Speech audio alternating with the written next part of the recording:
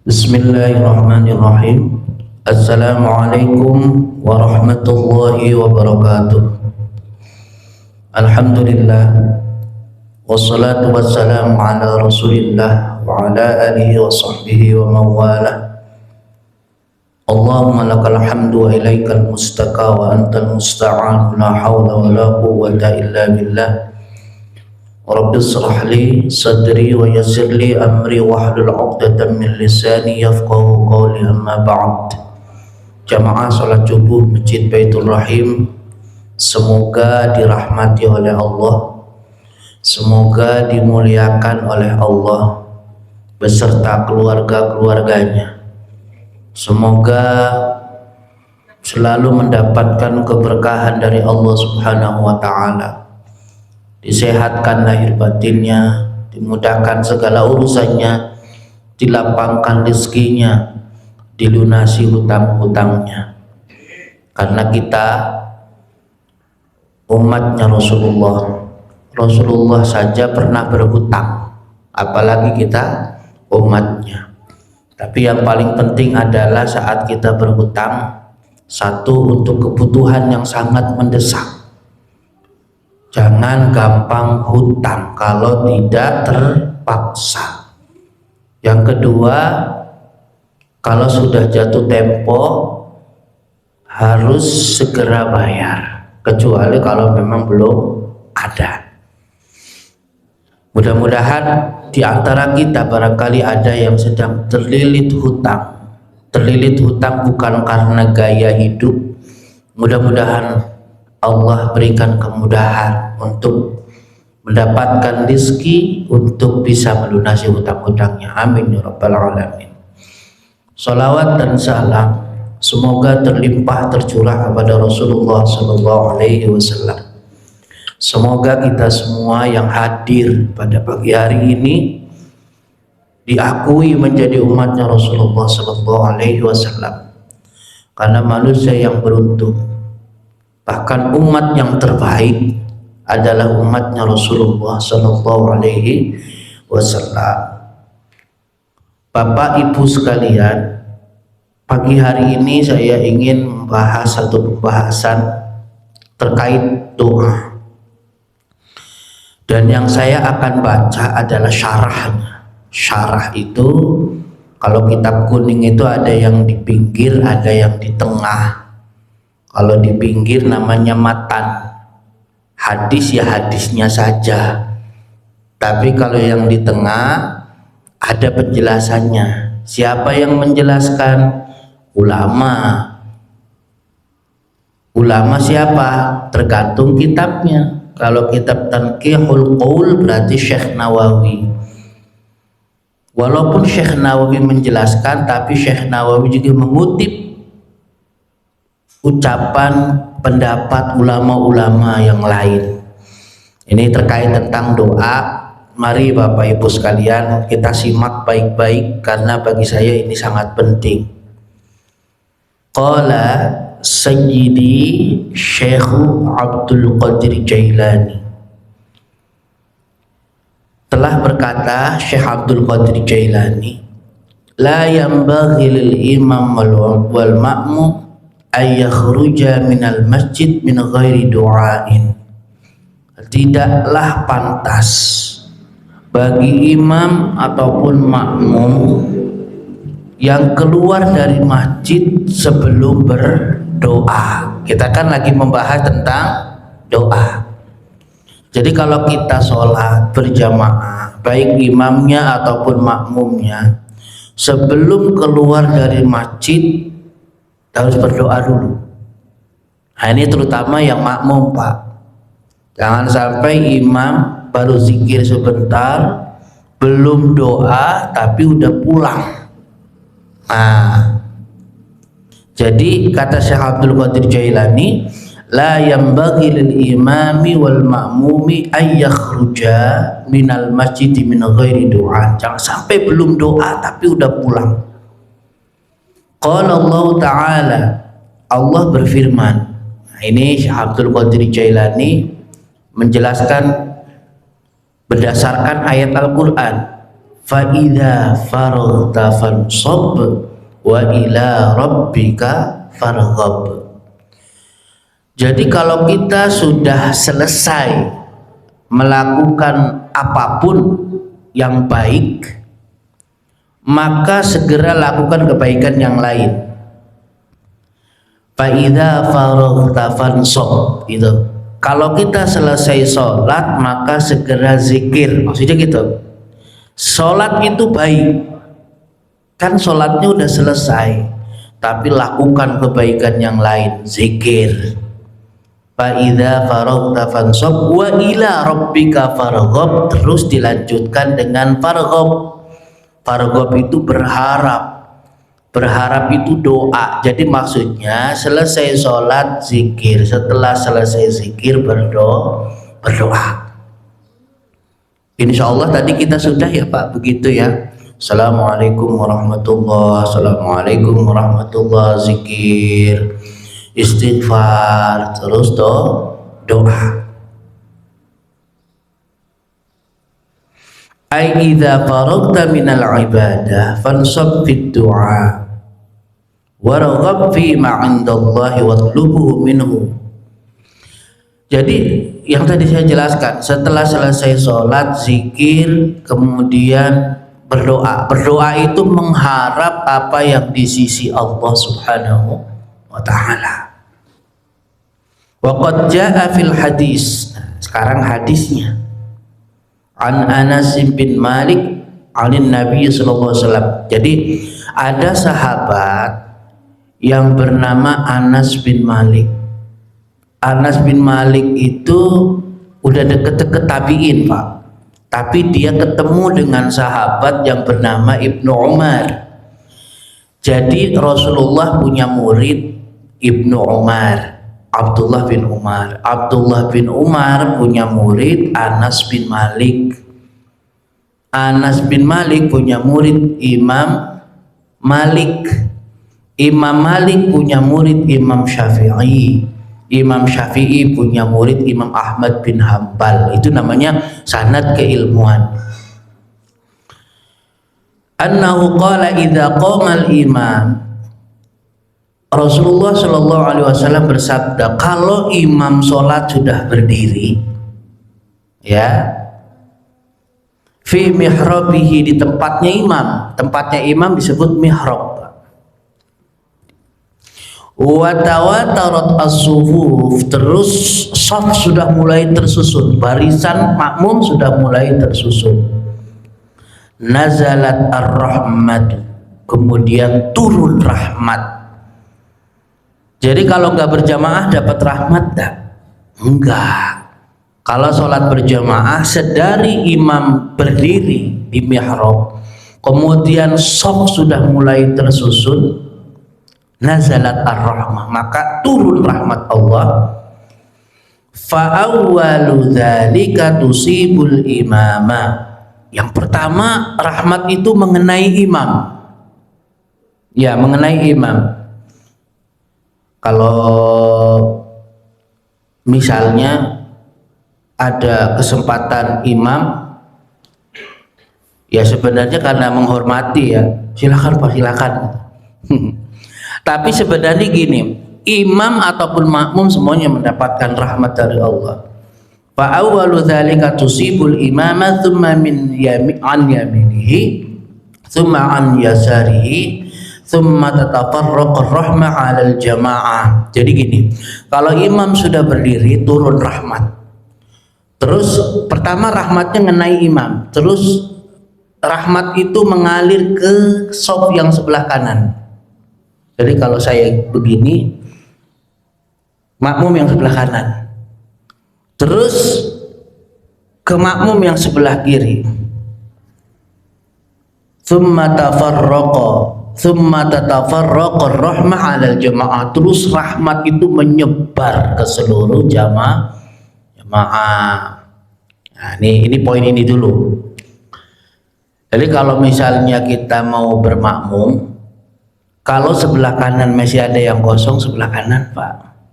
Nanti kalau yang sebelah kanan udah penuh, baru sebelah kiri gitu. Tapi memang Dulu dengan sekarang kan imamnya beda.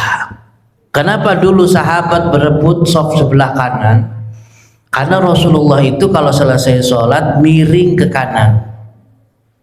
Salam jangan ngadep kiblat terus, miring ke kanan. Apa tujuan Rasulullah miring ke kanan? Sebenarnya Rasulullah itu sambil ngeliat-liat itu si fulan yang biasanya ada kok nggak ada. Nanti ditanyain sama Rasulullah di absen.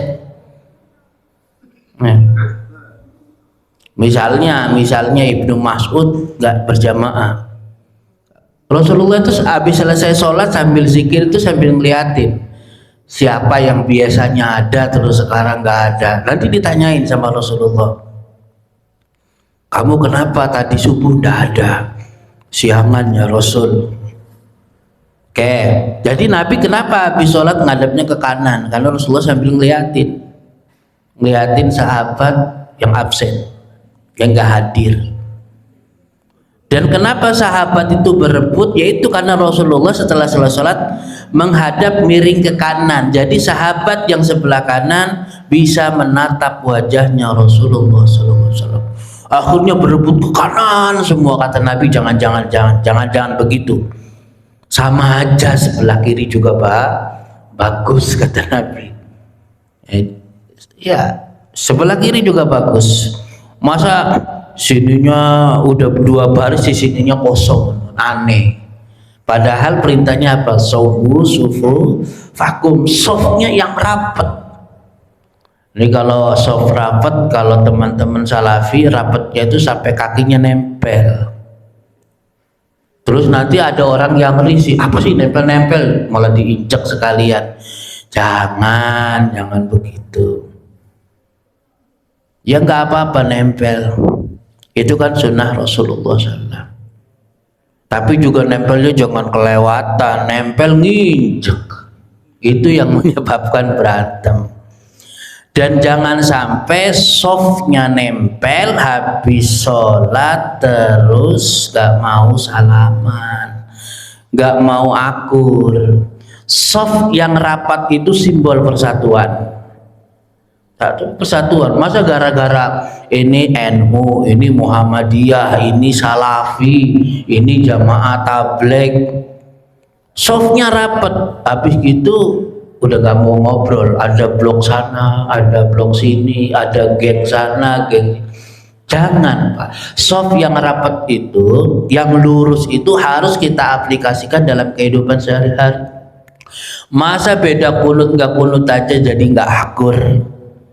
Masa beda maulid gak maulid aja akhirnya jadi saling menyalahkan. Padahal peringatan maulid itu muamalah. Karena adat Pak, kebiasaan. Nah ibadahnya di mana? Ibadahnya itu pas bacaan ayat suci Al-Quran, membaca sholawat, itu ibadahnya di situnya. Mendengarkan takbir akbar, menjelaskan sejarahnya Rasulullah, itu ibadahnya gitu. Karena ngaji gitu. Nanti selesai doa, setelah doa bawa besek berkat, itu kan ada sedekah, ibadah lagi. Adapun cara peringatannya itu adat. Makanya mungkin peringatan Maulid Nabi di setiap daerah beda-beda Pak. Ada yang cukup baca rawi, ada yang ceramah. Ya, kalau di tempatnya saya Maulid Nabi itu tidak ada ceramah, tapi baca rawi Pak. Di Cirebon itu di desa saya itu baca rawi, muter gitu, bikin lingkaran sampai penuh. Terus ada yang mimpin di tengah-tengah itu, terus baca riwayatnya Nabi. Itu walaupun abtadi'ul imla bismidzatil aliyah mustaqirran faydal barakati ala ma ana lahu wa aula. Itu menceritakan sejarah Nabi, padahal yang bacanya juga nggak ngerti tapi bisa nangis Pak.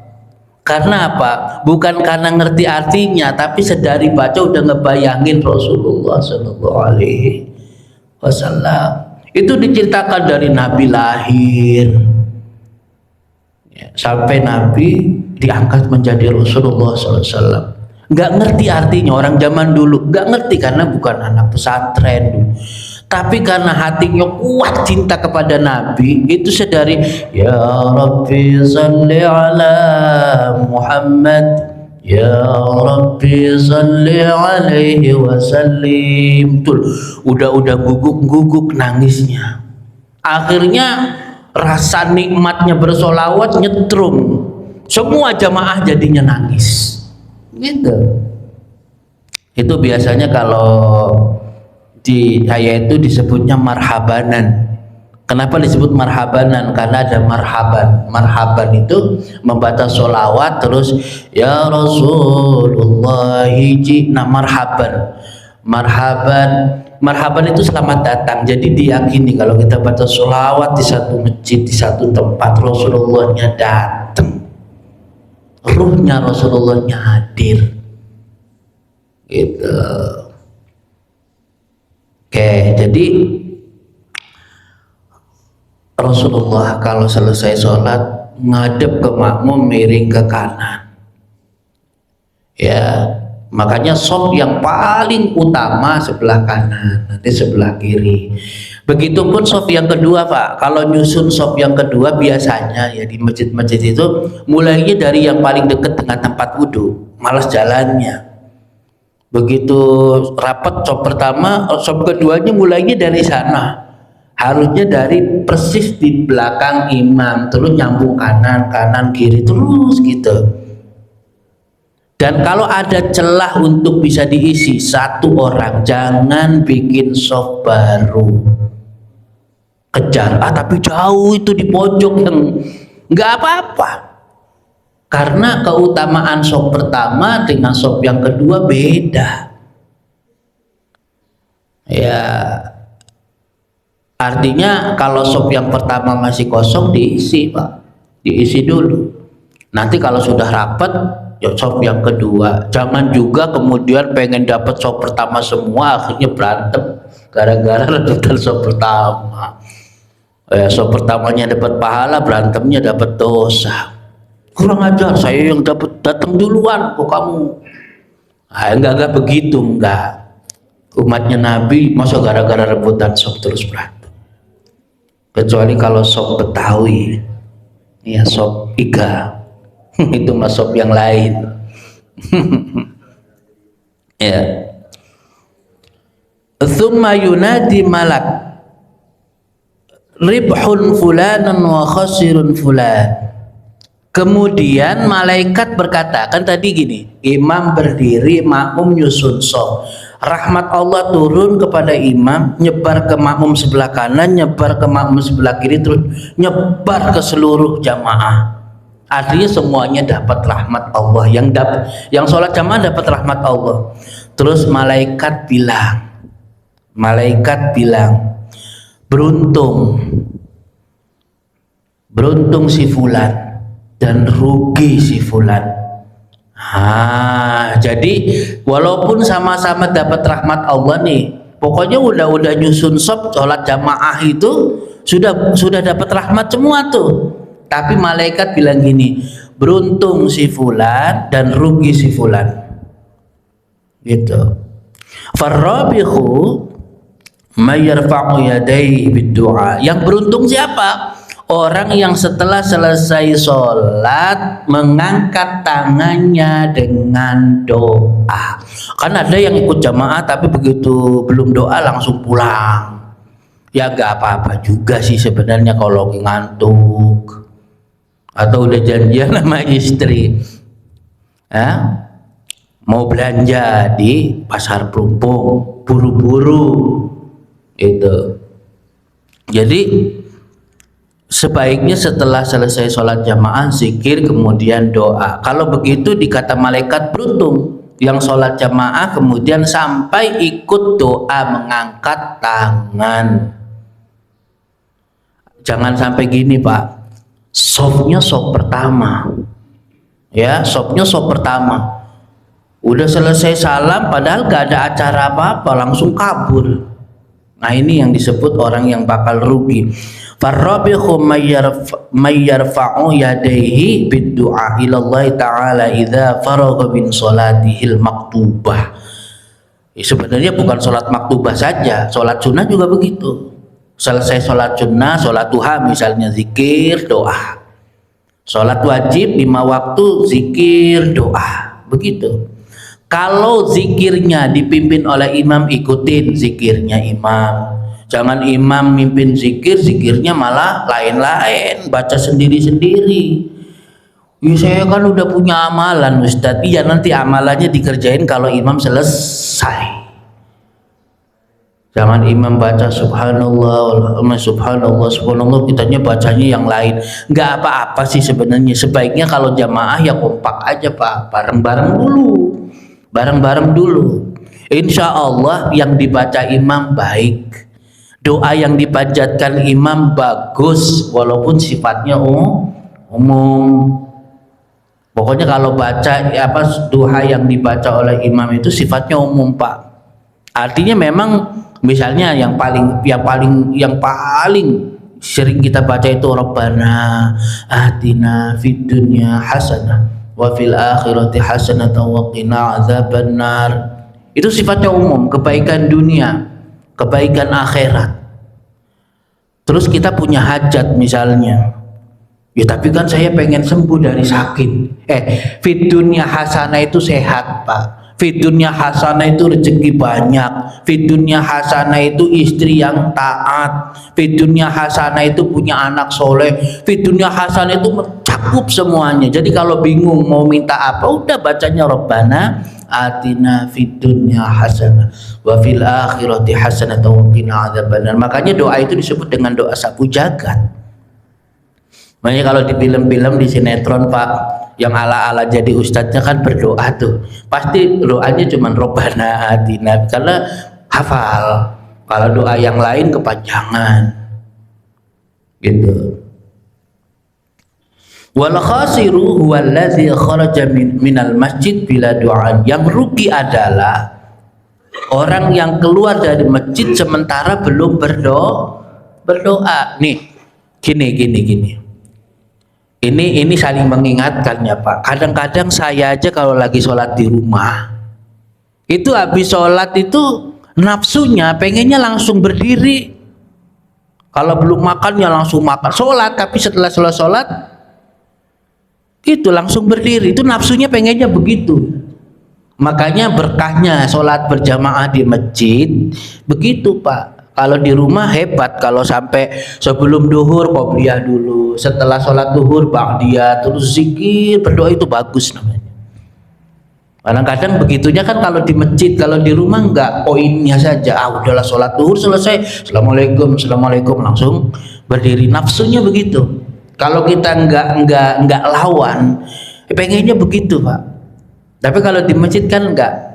Padahal enggak niat enggak apa. Orang pada sholat sunnah juga. Setelah sholat sunnah nunggu komatnya masih 5 menit lagi. Doa akhirnya. Dan doa bainal azan wal iqamah mustajabun. Doa antara azan dan iqamah itu mustajab. Makanya kalau sambil nunggu komat jangan ngobrol. Tapi di sini enggak sih. Di tempat, di masjid-masjid yang, kalau di sini kan gini, kalau saya perhatiin, pokoknya kalau belum komat ya belum nyusun soft gitu. Begitu komat baru nyusun soft kan. Tapi ada di masjid yang pokoknya asal datang udah rapi Pak. Iya, bagus. Tapi kadang-kadang sambil nunggu komat ngobrol. Pak, ada yang ngobrolnya kenceng suaranya. Mau orang jadi dengar. Ada orang yang tipikalnya ngomongnya nggak bisa pelan Pak. Ngobrol di sini luar kedengeran. Ada yang begitu. Pak, saya kemo udah 5 kali. Padahal cuman mau cerita begitu aja, tapi teriak-teriak, emang tipikalnya begitu. Orang dengar semua. Padahal waktu antara azan dan iqamah itu dimanfaatkan untuk berdoa. Tapi saya kan lagi normal-normal aja. Sakit enggak. Duit ada, utang nggak punya, rumah istri nggak lagi marah-marah, Mau doa apa? Ya doanya Rabbana atina fid dunya hasanah wa fil akhirati hasanah wa qina adzabannar. Tadi saya gini, waktu baca Allahumma ajirna minan nar, Allahumma ajirna minan nar. Allahumma ajirna minan nar kan ya Allah selamatkan kami dari neraka. Kira-kira kita aja matinya belum kan? Masuk alam barzah aja belum. Nanti kalau sudah di alam barzah nunggu kiamat lama, bisa ratusan tahun. Nanti kalau sudah dibangkitkan dari alam barzah baru masuk yaumul hisab. Kalau sudah dihisab baru masuk surga atau masuk neraka. Tapi minta Allahumma ajirna minan narnya dari sekarang, Pak. Saya ngebayangin gini, kalau itu kita baca sekarang mungkin rasanya biasa. Ya Allah selamatkan saya dari neraka, ya Allah selamatkan dari neraka. Tapi kalau nanti kita sudah dihisab, neraka sudah di depan kita, itu Allahumma ajirna minan narnya ngerasa butuh nggak? Butuh banget, Pak. Ya Allah, ngebayangin kalau saya masuk neraka kayak apa. Ya Allah selamatkanlah saya dari api neraka. Kemarin waktu pandemi corona aja, ya Allah mudah-mudahan saya nggak kena. Itu luar biasa, minta ke Allah biar nggak kena corona. Tapi di sini bagus, Pak. Yang lain jaga jarak, di sini enggak. Yang lain harus pakai masker, di sini bebas. Malah jadi nggak horor kan? Malah jadi nggak banyak yang kena kan? Yang kena malah yang lebay. Yang kena malah orang-orang yang ini, yang masjidnya ditutup. Seingat saya di sini nggak ada begitu-begitu kan? Jaga jarak juga enggak. Soalnya orang lapangan semua. Biasa kena panas-panas, jadi virusnya itu mental. Ada yang bilang gini, Pak, ada tukang cabe di pasar. Karena kalau pasar kan banyak orang kan, Pak, kok Bapak masih jualan aja? Padahal kan lagi ada wabah. Wabahnya kalah sama aroma cabe katanya, kata tukang cabenya. Ya tapi memang begitu. Ya jangan sampai kita terlalu takut berlebihan, tapi juga jangan sembrono, Pak. Tapi saya perhatiin memang justru di masjid-masjid yang dalam tanda kutip cuek, nggak apa-apa tuh, nggak apa-apa. Di sini ada yang kena nggak jamaah? Yang kena sampai mati gitu, nggak ada ya? Nggak ada, masih utuh kan. Saya awal waktu itu kan pandemi kan, waktu saya khutbah Jumat, saya udah bawa masker, udah bawa hand sanitizer. Kalau udah disemprot, hidung aja disemprot, nyampe sini kok nggak ada jaga jarak. Mau pakai masker malu, yang lain nggak pakai masker. Nah, ini kenangan masa lalu. Mudah-mudahan nggak balik lagi wabahnya, Pak. Oke, itu kok nyampe sono-sono. Ini pentingnya baca kitab, Pak. Kalau nggak baca kitab nanti ngawur, ngomongnya kemana-mana. Kalau baca kitab nanti kembali ke laptop lagi, balik lagi. Ya. Kemudian jadi yang beruntung orang yang sholat berjamaah zikir sampai ikut doa. Yang rugi orang yang sholat berjamaah tapi nggak ikut doa. Apalagi kalau nggak sholat berjamaah, sholat jamaahnya enggak, doa juga enggak, apalagi kalau nggak sholat, itu udah parah-parah lagi. Sholat berjamaah saja kalau nggak ikut sampai doa termasuk orang yang rugi. Rugi maksudnya rugi dalam arti sholat jamaahnya tetap dapat berkah, tapi rugi karena nggak ikut selesai sampai doa. Oke. Faida kharaja bila doain, kalau ada orang yang keluar padahal belum doa, qalatil malaikatu, malaikat bilang begini. Ini malaikat ikut-ikutan, Pak. Ya fulan, cuman kitanya nggak dengar. Orang yang habis sholat kabur itu sebetulnya diseru sama malaikat, hei fulan, istagnaita anillahi ta'ala, Kamu nggak butuh sama Allah. Itu malaikatnya bilang begitu sebenarnya. Cuman kita nggak dengar. Jadi malaikat itu mencibir Pak, orang yang habis sholat langsung kabur. Langsung kabur berarti nggak butuh sama Allah. Kira-kira kita pernah nggak butuh sama Allah? Nggak pernah. Kita itu selalu butuh Pak, selalu butuh setiap hembusan nafas. Setiap jantung yang berdetak itu kita selalu butuh sama Allah. Orang yang habis sholat nggak berdoa itu sama aja orang yang nggak butuh dengan Allah. Jangan juga sampai gini Pak, kalau kita lagi punya hajat doa aja, nggak punya duit doa aja ke masjid, doa itikaf gitu. Duitnya lagi banyak, lupa doa. Lagi sakit berdoa aja minta sembuh, pas lagi sehat nggak berdoa Pak. Ya. Malaka indallahi hajah, kamu nggak punya hajat, kamu nggak butuh sama Allah, kamu nggak punya hajat sama Allah.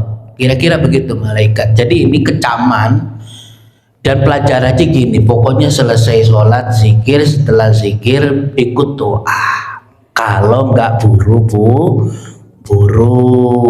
kalau buru-buru ya tidak apa-apa, namanya buru-buru, zikirnya bisa sambil jalan. Doanya sambil jalan tidak apa-apa, memang ada kepentingan yang lain. Jangan juga kita gini, habis sholat terus ada orang yang kabur. Oh itu tuh yang dibilang sama Pak Ustadz dulu, orang gak butuh sama Allah. Ngaji tadi pagi kan, padahal orang itu lagi buru-buru. Gak apa-apa, jangan menilai orang lain. Kita ngaji itu untuk diri sendiri, jangan untuk membidik orang. Oke, kita masuk ke hadis Nabi. Tadi kan dari Syekh Abdul Qadir Jailani. Qala Nabi sallallahu alaihi wasallam, ad-du'a'u mukhul ibadah. Doa itu adalah inti ibadah. Jadi gini Pak, doa itu bukan soal apa maunya kita bakal diturutin sama Allah, bukan. Doa itu ibadah.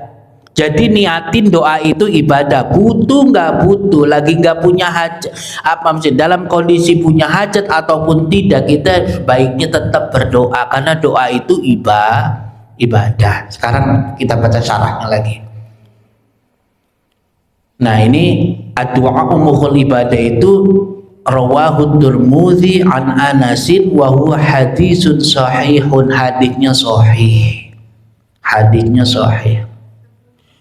Wa innama kana mukhuha li amrayni. Kenapa doa disebut intinya ibadah? Kenapa? Alasannya apa? Doa kok disebut intinya ibadah? Ya, ahaduhuma annahu imtithalu amrillahi ta'ala. Kenapa doa itu disebut ibadah? Karena doa itu menjalankan perintah Allah. Ada nggak perintah Allah kita akan berdoa?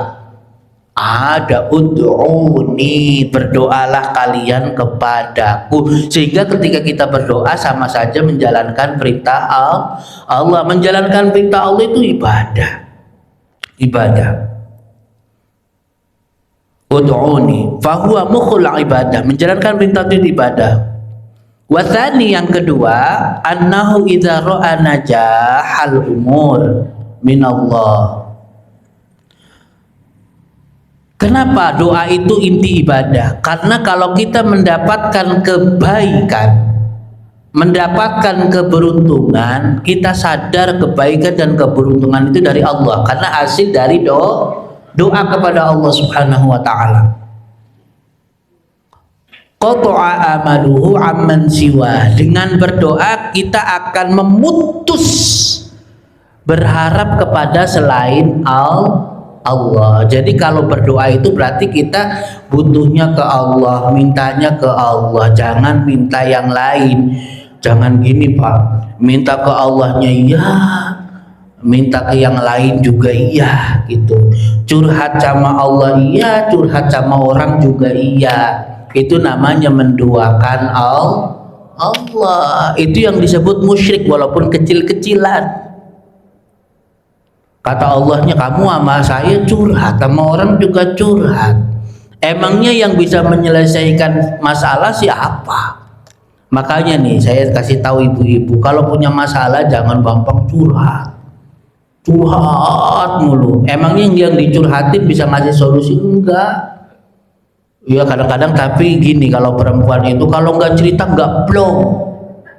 Ini ya saya mau cerita aja. Dan memang gini Pak, kalau istri lagi curhat, lagi cerita, cukup dengerin, nggak usah kasih solusi. Aduh capek banget, cuci piring banyak, gelas pada kotor semua, berantakan semua. Itu sebenarnya suami cukup, oh iya, cukup dengerin sampai selesai, jangan dipotong. Udah, jangan cerewet, ntar cari pembantu. Bukan itu solusinya. Solusinya ketika lagi cerita didengerin. Apalagi belum selesai cerita kita udah motong, pasti malamnya gak bakalan dikasih Pak. Kesel. Jadi kalau perempuan itu cukup pengen didengerin. Kalau didengerin sampai selesai plong. Nah ini yang tukang curhat perempuan biasanya. Tapi sekarang laki-laki juga kadang-kadang begitu. Ada laki-laki yang mulutnya mulut perempuan, seneng curhat. Kalau punya masalah cerita kepada siapapun. Jangan cerita-cerita yang lain ya, saya cuma cerita sama kamu. Tapi sama semua orang begitu, akhirnya ya dengar semua. Ribut sama suami cerita sama orang, ribut sama istri cerita sama orang, anak nakal cerita sama tetangga. Nakal-nakal kok anak kita, ngapain cerita-cerita ke tetangga? Itu buka aibnya sendiri padahal. Apalagi masalah rumah tangga. Jangan Pak, jangan. Oke, jadi jangan kita gini. Mengadu itu bahasa Arabnya as-sikayah. Berkeluh kesah. Berkeluh kesah itu as-sikayah, sakwa. Yang disebut dengan sabar itu tarkus sakwa min alimil balwa. Orang yang sabar itu meninggalkan keluh kesah kalau lagi diuji dengan bala. Jadi kalau nggak perlu cerita, nggak usah cerita Pak. Kecuali cerita sama dokter, kita punya penyakit, ditanya Bu sakit apa, Pak dokter, kata Pak Ustadz saya nggak boleh curhat kecuali kepada Allah. Dokternya bingung ngasih obat. Kalau sama dokter ditanya ya jawab. Ya. Kalau sama orang lain yang nggak ada kepentingan, nggak usah cerita-cerita. Nanti kalau apa-apa cerita orang yang nggak suka sama kita, rasain dulu. Gua bilang juga apa, malah nyukur-nyukurin. Ya. Jadi kalau kita lagi susah, lagi nggak punya duit, nggak usah cerita-cerita. Nanti yang keselnya apa? Rasain nggak punya duit gitu. Atau kalau enggak, jangan-jangan mau minjem. Maaf ya saya lagi buru-buru karena takut dipinjemin. Gak usah cerita. Kalau nggak punya duit ya kerja susah ya. Tapi memang gini Pak, kalau kita lagi sumpah, lagi nggak punya uang, nelpon orang-orang yang kita kenal, nelponnya jangan minta duit, nelponnya nanyain ada kerjaan apa enggak gitu. Ya kadang-kadang ada orang yang temen misalnya WA minta dibantu, ketika dibantu besoknya WA lagi. Besoknya WA lagi ya. Udah yang kayak gini jangan diterus-terusin. Bukan apa, nanti jadi watak. Tapi kalau kita masih bisa bantu. Tapi yang penting gini Pak, ini mumpung inget ya, ini belok tapi ada ilmunya. Saya ngalamin kayak gitu. Ada temen dulu tinggalnya di Manggarai. Saya nggak nyebut nama ini Pak, ini buat contoh, buat pelajaran. Jadi dia itu tergiur ada kerjaan yang gajinya lebih gede, akhirnya dia keluar. Tadinya imam tetap di masjid Manggarai sana. Karena tergiur ada yang gajinya lebih gede, dia keluar dari situ. Padahal udah punya istri, punya anak. Memang betul gajinya lebih gede di Riau di sana. Tapi di sana kebutuhannya serba mahal Pak. Jadi walaupun gajinya lebih gede nominalnya, ujung-ujungnya sama, dan dia akhirnya nggak betah, pulang lagi ke Jakarta, udah nggak bisa masuk lagi jadi imam tetapnya, nganggur Pak. Jadi WA, Ustaz, minta dibantu buat sarapan gitu. Terus udah besoknya begitu lagi loh, tiap hari, kadang seminggu 3 kali gitu.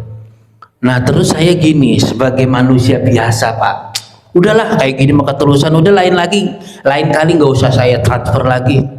Itu ndak boleh. Saya waktu baca ayat, tapi saya lupa ya surat apa, ayat berapa. Waktu itu lagi ada murid ngaji lagi baca, saya ngeliat, waduh, oh saya begitu ya. Jangan sampai kita yang diberikan keluasan rezeki bersumpah. Udah pokoknya kalau pengemis yang itu datang lagi gak usah dikasih, jangan ngomong kayak gitu. Kalau nggak mau ngasih nggak ngasih aja. Kalau lagi ada ngasih, kalau nggak ngasih nggak apa-apa. Tapi jangan ngomong nggak saya bakalan saya kasih, jangan. Karena yang ngasih rezeki kepada kita kan Allah. Nanti takutnya rezeki kita yang di-stop sama Allah. Jadi kalau ada orang begitu tuh ujian buat kita. Jadi kalau ada orang yang hidupnya berkekurangan, yang diuji sebenarnya bukan dia Pak. Yang diuji sebenarnya kita yang punya kelebihan. Kita peduli apa enggak? Iya, tapi tiap hari mintanya, ya nggak apa-apa. Kalau lagi nggak ada ya tinggal bilang nggak bisa, nggak ada gitu, nggak usah. Udah pokoknya ya Allah, pokoknya kalau dia minta lagi, saya nggak bakalan kasih. Rezeki kita yang di-stop sama Allah gimana? Jangan bilang begitu. Qaulun ma'rufun wa maghfiratun khairum min shadaqatin yatba'uha. Jadi saya baca istighfar karena ngerasa ini berlebihan Pak. Nelpon lagi, apalagi udah dijanjiin nanti ya insya Allah siang kalau ada rezeki saya transfer. Itu udah ada siang, udah nelponin mulu. Ustaz, gimana udah transfer belum? Kayak orang lagi utang. Lama-lama kan kesel Pak. Udahlah dalam hati saya, padahal di dalam hati nggak diucapin. Udahlah lain kali saya nggak mau transfer lagi. Ganggu, risih gitu. Kecuali kalau saya punya m-banking, mau transfer langsung lewat HP. Kadang-kadang mau transfernya cuma 50 atau 100 harus ke ATM dulu. Jadi repot kan. Ya jadi, tapi walaupun begitu jangan sampai kita ngomong, udahlah nanti lain kali nggak bakalan saya kasih lagi. Jangan, itu namanya sumpah untuk tidak peduli sama orang. Ya pokoknya selagi kita masih bisa ya nggak apa-apa, nggak usah mikir nanti dia haji mumpung, nggak usah mikir begitu. Kalau yang penting kitanya ada yang kita kasihnya begitu. Ya jadi kadang-kadang kan begitu Pak, ada orang yang butuh udah dipinjemin, kita pinjemin, minjem kita pinjemin, nanti nggak bayar padahal udah janji, nanti minjem lagi padahal yang pertama belum bayar. Tapi kita mikirnya dia begitu memang karena memang kurang, memang butuh. Kecuali kalau kita udah tahu memang karakternya begitu. Setiap orang di WA-in dimintain bantuan, akhirnya apa? Ujung-ujungnya dapatnya banyak. Jadi gaya hidup itu yang tidak boleh Pak. Tapi lagi-lagi kita jangan sampai bersumpah, pokoknya saya tidak mau ngasih lagi. Oke, itu saja sebagai pengantar. Silakan ada yang mau saya udah jam 8, jamnya salah berarti. Untuk bertanya mengenai doa Pak Haji Kosasih, barangkali doa buat istri kedua. Ya, silakan.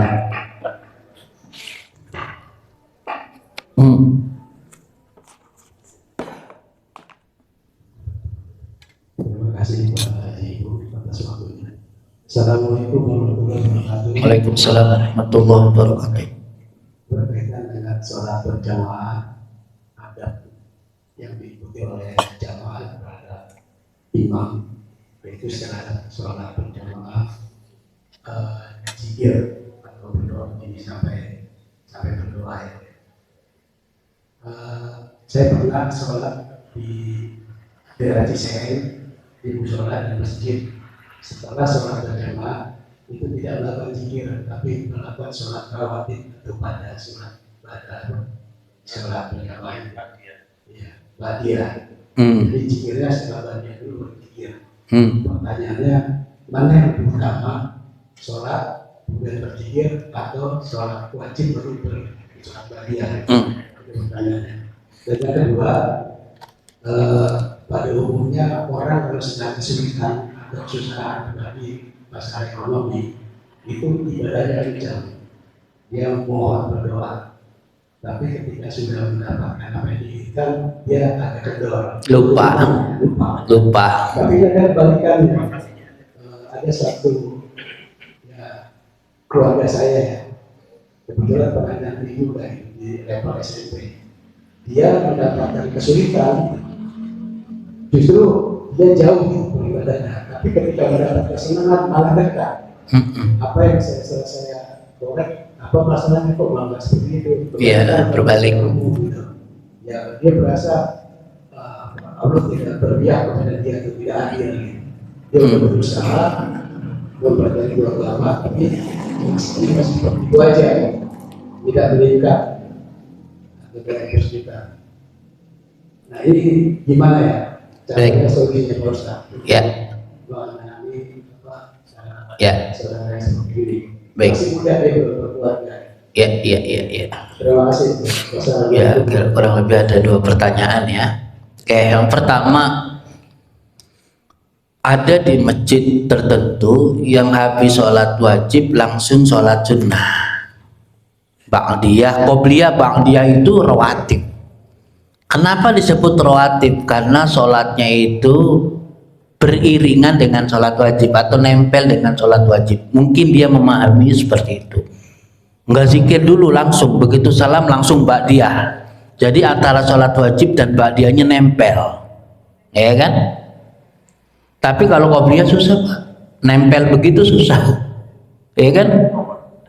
Iya, kan nunggu qomat, nunggu yang lain, baca sholawatan dulu, gitu Pak. Nah, gini, itu juga ada dalilnya. Idza qadaita minas sholati fadhkurullah. Kalau kita selesai sholat, fadhkurullah, maka berzikirlah kepada Allah. Oke, berarti kalau selesai sholat, zikir dulu, boleh. Tapi zikir dalam makna yang luas, sholat sunnah itu termasuknya zikir, Pak. Baca Quran itu termasuknya zikir. Jadi gini, rawatib itu boleh langsung habis sholat wajib nggak zikir, langsung sholat ba'diyah terus zikir boleh. Juga boleh yang habis sholat zikir dulu, doa terus ba'diyah juga boleh. Karena gini, nih sunahnya sholat Jumat nanti diamalin Pak. Sholat Jumat itu kan setelah sholat Jumat biasanya langsung ba'diyah ya Pak. Itu sebenarnya sunnah yang bagusnya setelah sholat Jumat zikir doa, nanti ba'diyahnya di rumah. Cuman kalau potongannya udah nyampe rumah judulnya lain, ya di masjid aja. Udah nyampe rumah langsung makan siang. Saya dulu waktu masih kecil merhatiin bapak saya kalau habis sholat Jumat itu nyampe rumah itu nggak langsung lepas ini baju sholat, enggak. Jadi sholat dulu. Dalam hati saya, ngapain kok sholatnya di rumah? Emang sunnahnya begitu. Sholat sunnah itu lebih bagus di rumah daripada di masjid. Nabi itu kalau sholat subuh itu qobliyah subuhnya di rumah Pak.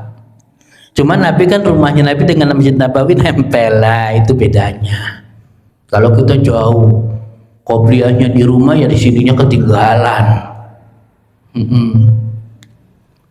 Jadi jawaban saya gini, boleh setelah selesai sholat langsung ba'diyah terus zikir boleh. Boleh juga zikir dulu kemudian sholat ba'diyah, boleh. Malahan gini Pak, di sini mungkin pernah ya ada orang mau disolatin jenazah bertepatan dengan waktu sholat kan? Itu setelah sholat zuhur, misalkan mau disolatin setelah sholat zuhur, itu setelah sholat zuhur, ba'diyah zuhur dulu apa sholat jenazah dulu? Sholat jenazah dulu. Kenapa? Kalau sholat jenazah hukumnya fardun, wajib, walaupun kifayah, maka dahulukan yang wajib daripada yang sunnah. Jadi kalau ada sholat jenazah, Bapak Ibu sekalian, nanti ba'diyahnya setelah sholat jenazah. Begitu wassalamualaikum sholat wajib, jenazah harap dibawa ke depan. Sholat jenazah dulu Pak. Setelah jenazahnya sudah dibawa ke makam, udah bawa ambulan kita baru sholat ba'diyah. Artinya itu boleh, nggak langsung itu boleh. Jadi dua-duanya benar, dua-duanya boleh gitu. Tapi memang kalau dari makna rawatib itu nempel. Tapi nempelnya juga nggak nempel banget karena gini, fadkurullah ini kalau kita belajar bahasa Arab, fadkurullah itu menggunakan fa, litartib wat tarhi mananya. Jadi nggak langsung habis selesai sholat kemudian, kan bahasa fa itu kemudian, atau apalagi summa ada wawu, ada wa, ada fa, ada summa. Kalau wawu bareng pada saat yang berbarengan, ja'a Zaidun wa Khalidun, datang Zaid dan Khalid. Datangnya Zaid dan Khalid itu bareng, masuknya bareng, datangnya bareng. Tapi kalau ja'a Zaidun fa Khalidun, Zaid datang terus nggak begitu lama Khalid datang. Ja'a Zaidun tsumma Khalidun, Zaid datang kemudian lama Khalid juga datang, itu namanya tsumma. Nah, gitu. Idza qadaita fa idza qadaita, saya kok ayatnya lupa. Kalau kita selesai sholat fadhkurullah, maka zikirlah kepada Allah. Itu ya bisa gini, saya pernah diprotes di Rempoa waktu itu. Ustadz, bukan diprotes, ditanya, Ustadz apa dalilnya habis sholat salaman-salaman?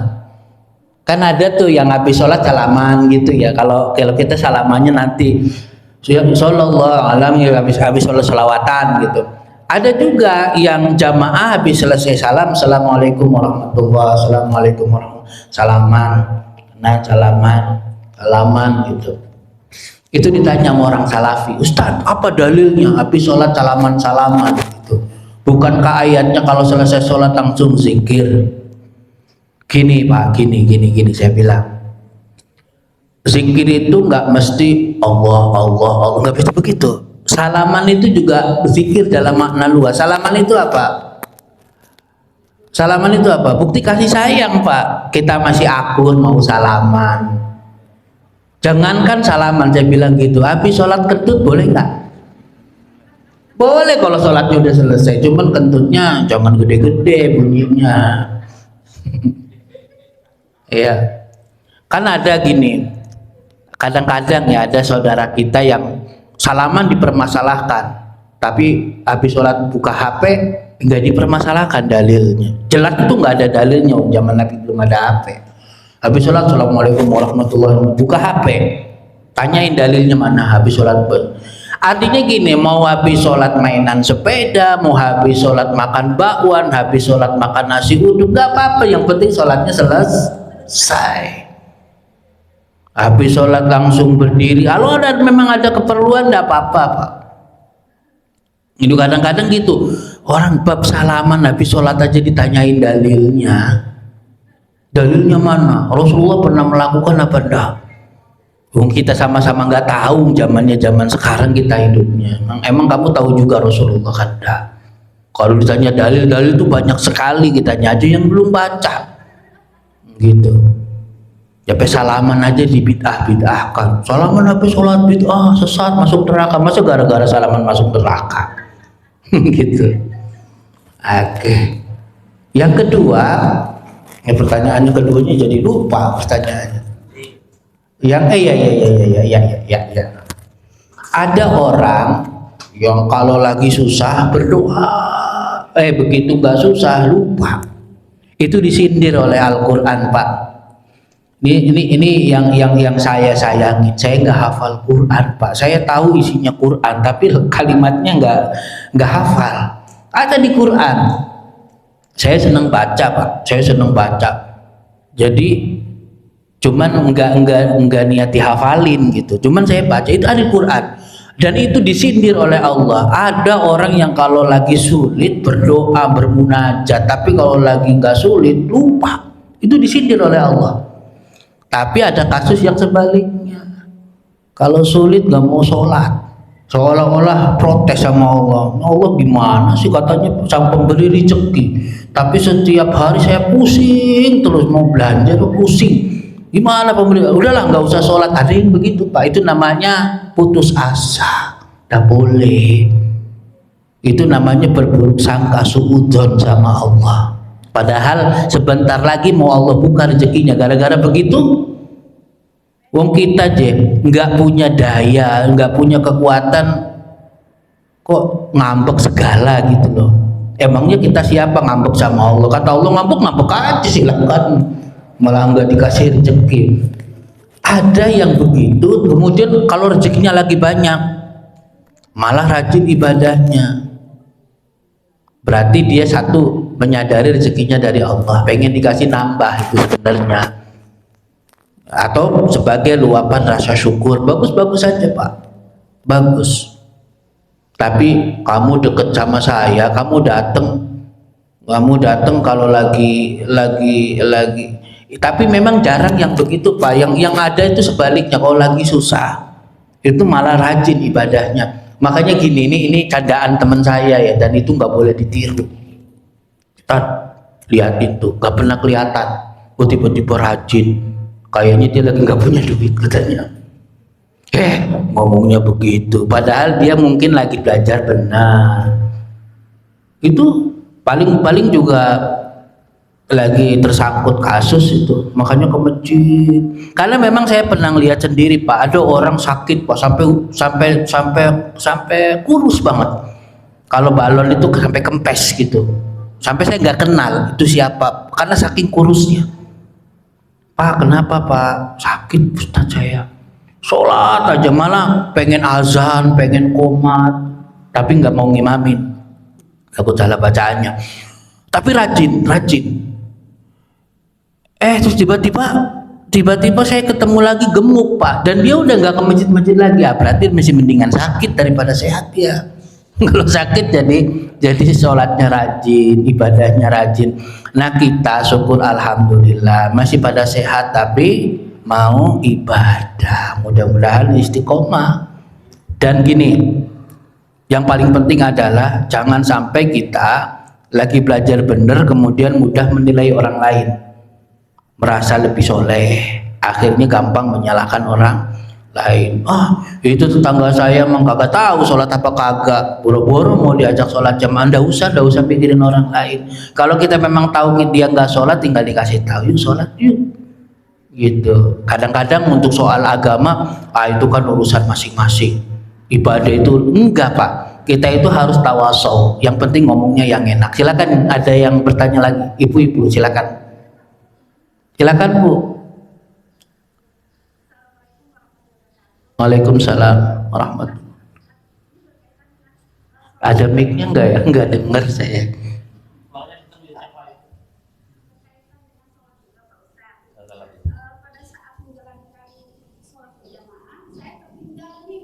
Ketinggal. Ya.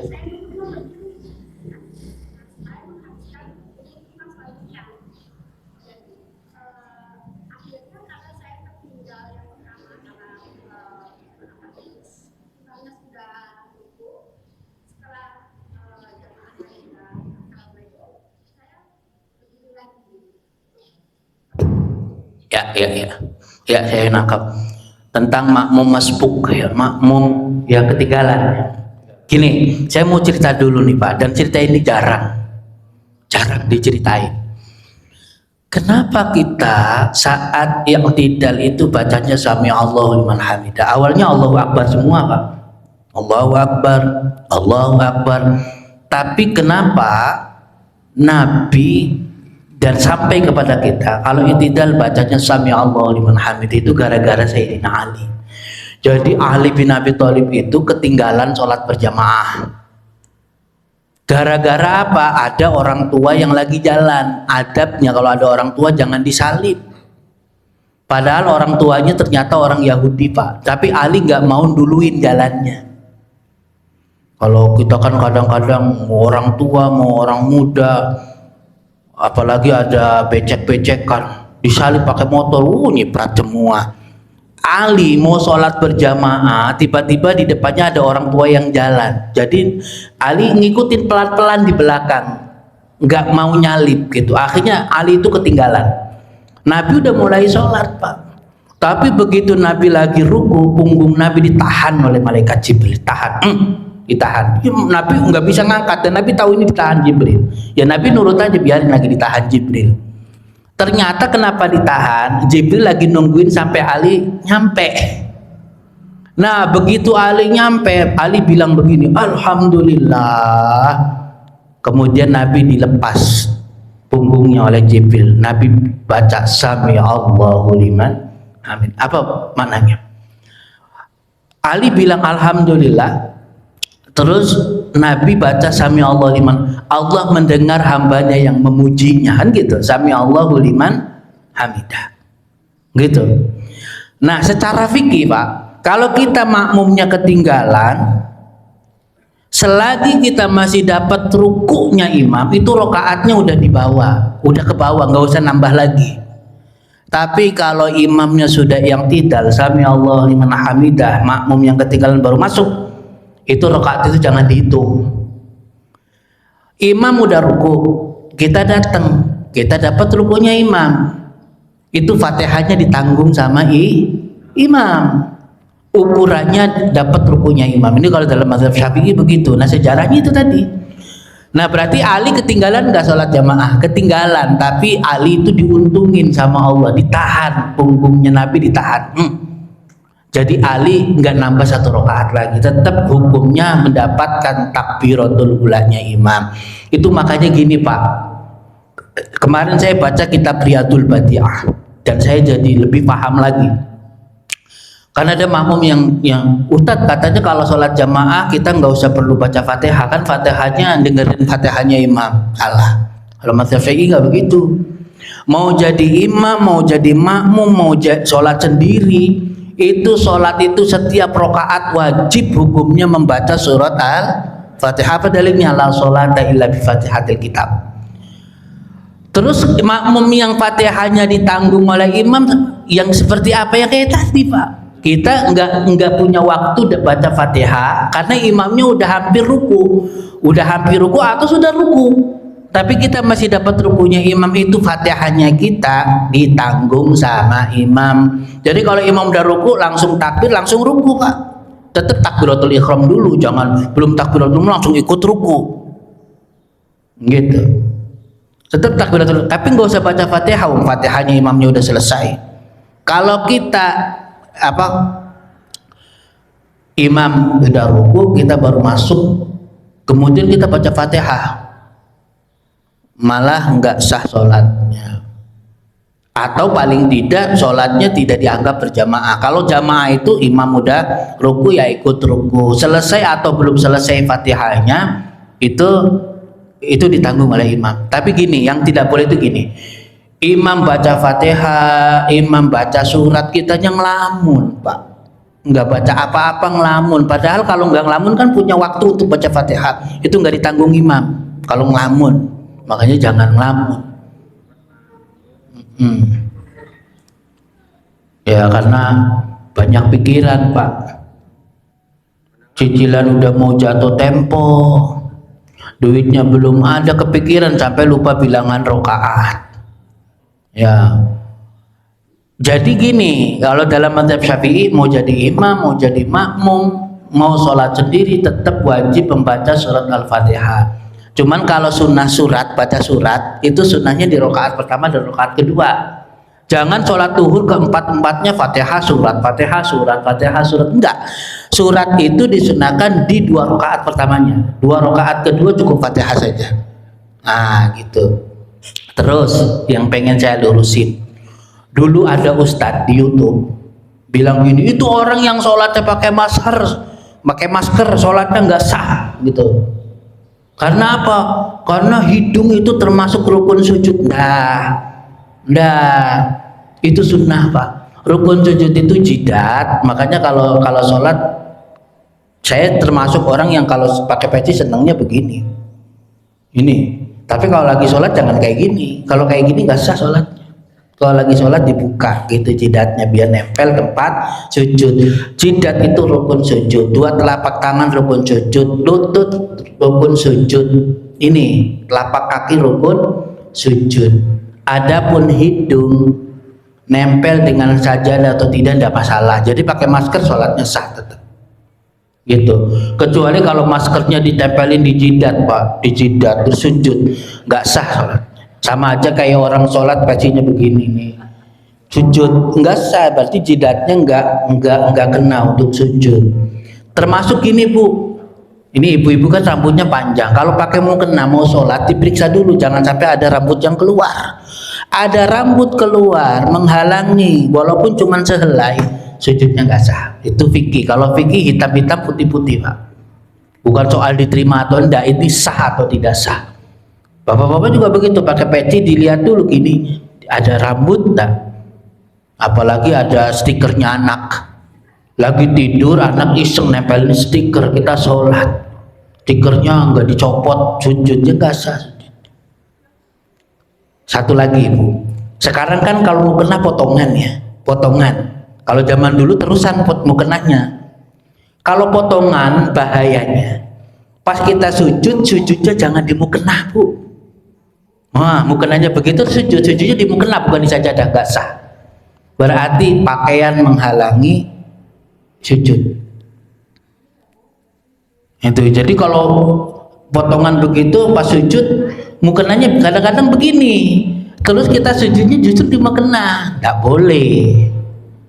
Ya, itu nanti harus diperhatiin. Baik, kira-kira iya jawabannya seperti itu. Sudah cukup ya? Cukup ya? Ya, kita tutup dengan doa kafaratul majlis. Subhanakallahumma wa bihamdika asyhadu an la ilaha illa anta astaghfiruka wa atubu ilaik. Wal 'afwu minkum. Assalamualaikum warahmatullahi wabarakatuh.